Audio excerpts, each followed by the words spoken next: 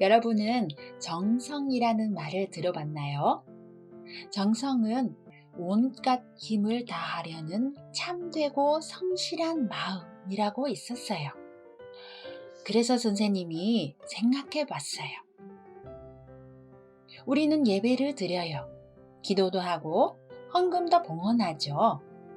그리고 말씀을 훈독하거나 배우기도 해요. 이 모든 행동은 다 참되고 귀하고 거룩한 일들이지만 생각해 봅시다. 우리의 마음은 어떨까요? 방금 말씀드린 것처럼 온 마음을 다해, 온 힘을 다해 참되고 성실한 마음으로 하고 있는가? 정성이라고 할 수 있는가? 이것이 가장 중요한 핵심이라고 봐요. 우리의 마음에는 문이 있다고 해요. 기도나 정성은 이 마음의 문이 열리고 하늘 부모님의 마음의 문과 인간의 마음의 문이 딱 맞아서 함께 움직이게 될 때 하늘 부모님을 느낄 수 있는 길이 생긴다고 참 부모님께서 말씀으로 통해서 밝히셨어요. 그래서 오늘 이 시간에는 지금까지 친구들이 잘 해왔지만 조금 더 정성이라는 것을 알고 생활하면 좋겠다는 마음으로 신앙생활 중 두 가지를 살펴보려고 해요. 기도 생활과 헌금 생활이에요. 우리는 어떨 때 기도하나요? 힘들 때, 뭔가 사고 싶을 때, 물론 기쁠 때도 기도를 하죠. 그럼 기도할 때는 뭐라고 기도해요?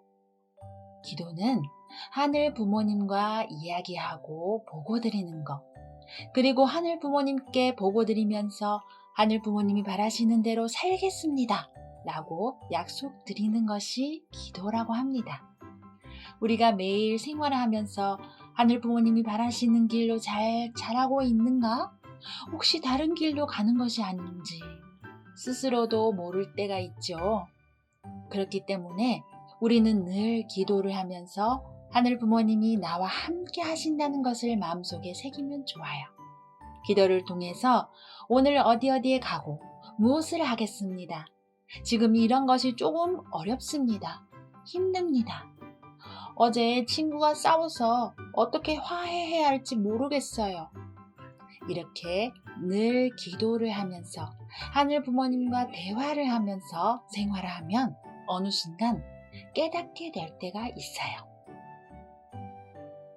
참부모님 말씀을 같이 훈독해 볼까요? 정성을 들이게 되면 하나님의 은혜가 오는 것입니다. 기도 생활을 해본 사람은 알 것입니다. 기도 생활을 하게 되면 크고 위대한 힘이 옵니다. 선생님도 이런 것을 경험해 본 적이 있어요. 작년에 참 어머님 자서전을 읽고 독후감을 쓰는 대회가 있었어요. 그래서 선생님도 도전해 보려고 하는데 너무 어려운 거예요. 그래서 기도를 드렸죠. 자서전을 읽고 느낀 감사와 감동을 잘 표현하고 싶은데 너무 어렵습니다. 어떻게 하면 내 마음을 글로 표현할 수 있을까요? 이렇게 며칠 동안 기도를 드리고 열심히 마음을 다해 독후감을 썼어요. 과연 어떻게 되었을까요? 네, 선생님이 부족하지만 장려상을 받게 되었답니다. 물론 상을 받은 것도 기뻤지만 그것보다 내가 기도하고 하늘 부모님께 여쭤보니 기도 속에서 답을 주시고 하늘 부모님께서 인도해 주시는 것을 느낄 수 있었던 것이 가장 기뻤어요. 이것은 기도 생활을 통해 마음의 문이 열려서 내 마음과 하늘 부모님의 마음이 통해서 하늘 부모님이 가르쳐 주신 내용을 내가 깨달을 수 있었기 때문이에요. 바로 이거예요. 우리가 기도를 하는 이유는 내 마음의 문을 열고 하늘 부모님을 만나기 위해서라는 것이에요. 그래서 기도는 하늘 부모님과의 대화라고 할 수 있는 거죠. 이런 경험을 하게 되면 내 삶이 완전히 바뀌어요. 기도를 하면서 늘 하늘 부모님과 대화하면서 나의 행동 하나하나가, 말 한마디 한마디가 어떻게 하면 좋은지 알 수 있게 되거든요. 그러면 우리는 보다 더 선하고 아름답게 성장할 수 있어요. 그런데 친구들은 기도를 어떻게 하나요? 뭐라고 말해야 할지 엄청 고민이 되지 않아요? 선생님도 그랬었죠. 선생님은 그 당시 기도는 중요하다는 것은 알고 있었지만 어떻게 기도해야 할지, 뭐라고 기도를 해야 할지 몰랐어요.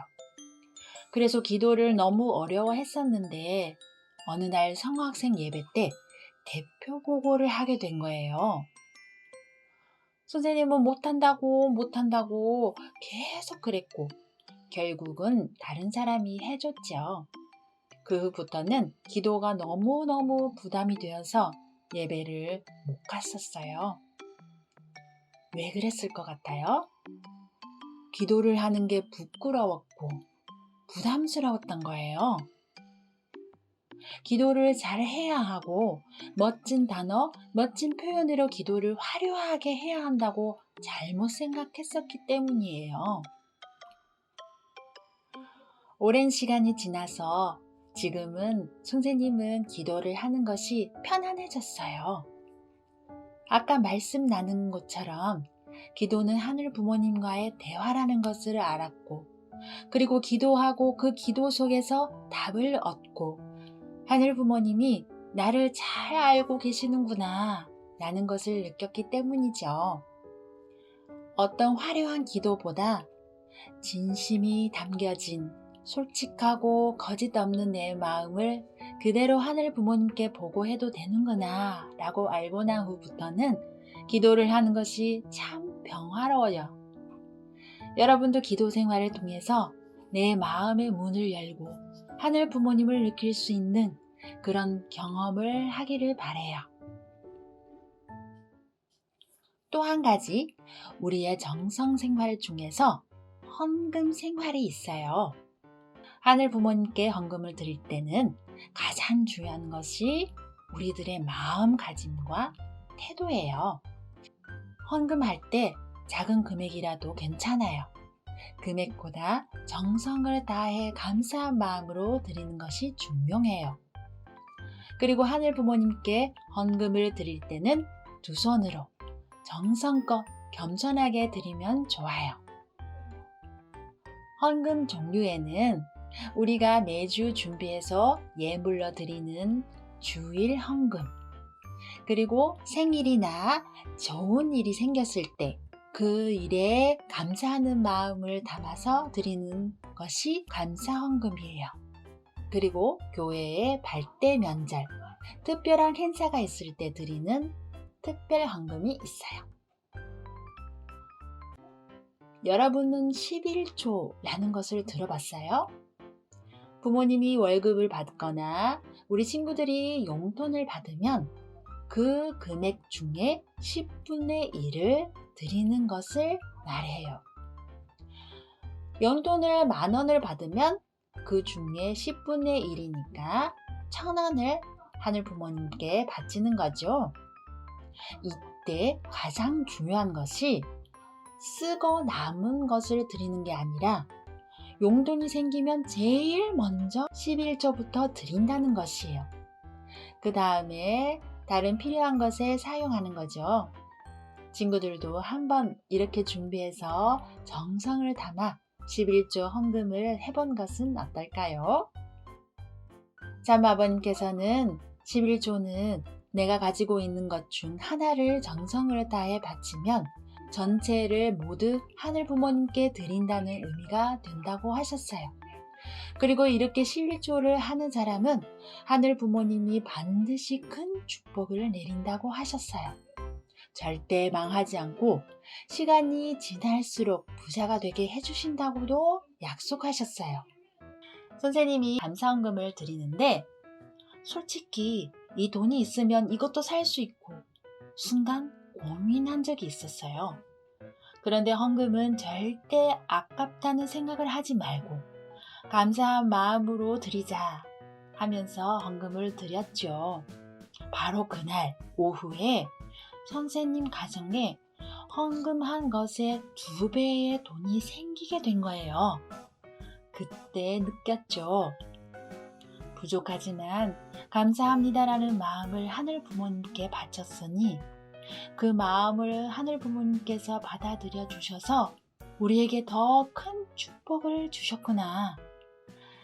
그래서 선생님은 이런 경험을 몇 번 해보니까 이 말씀에 대한 확신을 가지게 되더라고요. 여러분도 열심히 헌금 생활을 하면 이런 경험을 할 수 있어요. 11조는 돈만 11조 하는 것이 아니에요. 시간에 11조도 있어요. 일주일의 일요일은 하늘 부모님께 바치는 날이에요. 정성을 다해 하늘 부모님께 바치는 소중한 시간의 11조가 예배 시간이라고 생각했으면 좋겠어요. 오늘 정선생활 중 기도와 헌금에 대해서 함께 살펴보았어요. 친구들, 이번 주에는 내가 하늘 부모님께 기도할 내용을 적어서 기도해보는 것은 어떨까요?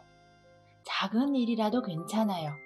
하늘 부모님께 이야기하고 싶은 내용, 보고 드리고 싶은 내용, 혹은 잘 몰라서 알려줬으면 좋겠다 하는 내용을 한번 생각해보고 정리에 적어보세요. 그리고 매일매일 그것을 보면서 기도를 해보세요. 하늘 부모님께서 여러분에게 꼭 무엇인가를 전해주실 거예요. 선생님은 믿습니다. 마음의 문을 열고 하늘 부모님을 만나는 귀한 한 주가 되기를 바랍니다.